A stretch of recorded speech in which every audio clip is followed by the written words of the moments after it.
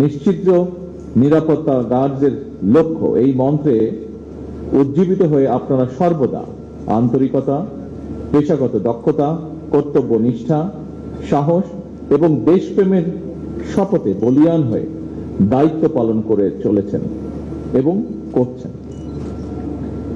PGR এর প্রতিষ্ঠা বার্ষিকীর এই দিনে আমার জীবনের সবচেয়ে শোকাবহ এবং হৃদয় বিতরক ঘটনা আমার পিতা বাংলাদেশের স্বাধীনতার ঘোষক প্রেসিডেন্ট জিয়াউর রহমানের শাহাদাতের কথা মনে পড়ছে।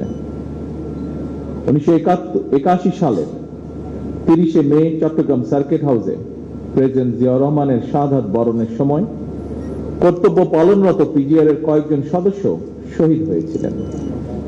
আজকের এই দিনে আমি পিজিআর এর সেই সকল শহীদদের গভীর শ্রদ্ধার সঙ্গে স্মরণ করছি।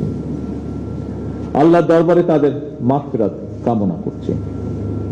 দায়িত্ব পালনের সময় তাদের নির্মম মৃত্যুর মাধ্যমে রাষ্ট্র ও সরকার প্রধানের নিরাপত্তার প্রতি অটল আনুগত্য, কর্তব্য পরায়ণতা এবং জীবন উৎসর্গের যে চূড়ান্ত দৃষ্টান্ত স্থাপিত হয়েছে, এটি অবশ্যই পিজিআর এর সদস্যদের জন্য একটি দৃষ্টান্ত হয়ে থাকবে।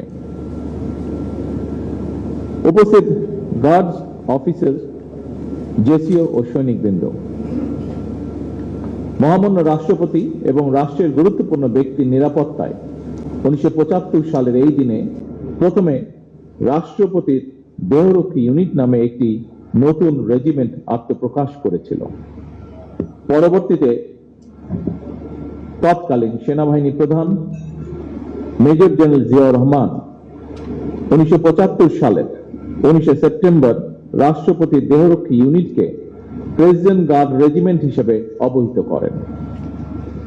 এই নতুন নামকরণ রেজিমেন্টের কার্যক্রমকে আরো আত্মপ্রত্যয়ী এবং গতিশীল করতে ইতিবাচক ভূমিকা রেখেছে।